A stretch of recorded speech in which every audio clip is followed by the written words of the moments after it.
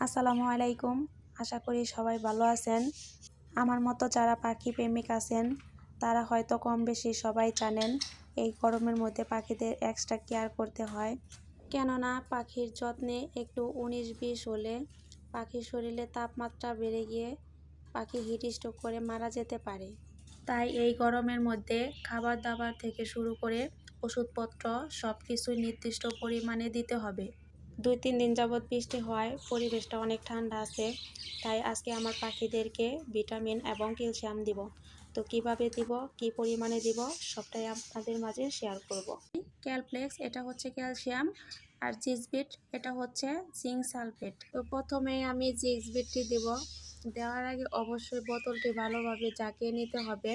পরিমাপটি হলো 1/2 লিটার পানির জন্য 1 ml জিক্সবিট। আমি আবারও বলতেছি 1/2 লিটার পানির জন্য 1 ml জিক্সবিট। সহজে পরিমাপ করার জন্য এরকম একটি ড্রপার নেবেন। ড্রপারের মধ্যেই ml লেখা থাকে।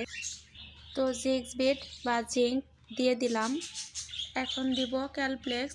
তো ক্যালপ্লেক্সের পরিমাণ হলো 1/2 লিটার পানিতে 1/2 ml। তো আবারও বলতেছি 1/2 লিটার পানিতে 1/2 ml ক্যালপ্লেক্স। তো এই যে দিয়ে দিলাম জিক্সবিট এবং ক্যালপ্লেক্স। তো দুটা মিশিয়ে এখন বোতলটি ভালোভাবে ঝাঁকিয়ে নিব। এই যে ঝাঁকিয়ে নিলাম, সব কিছু মেশানো কমপ্লিট। তো এখন আমি পরিবেশন করব। প্রতিটি পটে প্রয়োজন মতো দিয়ে দিব। পানির পটগুলো আমি সবসময় পরিষ্কার রাখার চেষ্টা করি। আরেকটি কথা, পাখিদের যে কোনো মেডিসিন খাওয়ানোর জন্য আগের দিন রাত্রে খাঁচা থেকে পানি বের করে রাখতে হবে। পরের দিন সকাল 9টা-10টার দিকে ওষুধ মিশ্রিত পানি পাখিদের দিয়ে দিবেন। কেননা ঔষধ মিশ্রিত পানি পাখিরা সহজেই খেতে চায় না, তাই তৃষ্ণা থাকা অবস্থায় ঔষধ দিলে পাখিরা সহজেই খেয়ে নেবে। তো এক এক করে সব খাঁচাতে পানির পটগুলো আমি দিয়ে দিলাম।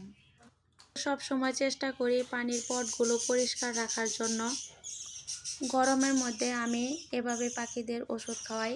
বৃষ্টি না হলে পাখিদের ওষুধ না দেওয়াই ভালো। এই হলো আমাদের পাখির ফুল সেটআপ। এই দেখেন, প্রতিটি খাঁচায় বাচ্চা ডিমে পরিপূর্ণ। কিছু নিউ অ্যাডাল্ট পাখি আছে যেগুলো এক খাঁচাতে রেখেছি। খাঁচার অভাবে পাখিগুলো জোড়া দিতে পারতেছি না। অনেক শখের পোষা পাখি, তাই হাত বদল করারও ইচ্ছা হয় না। তো কেমন লাগলো আমার পাখির সেটআপ অবশ্যই কমেন্টে জানাবেন। আজকে এই পর্যন্তই। আল্লাহ হাফেজ।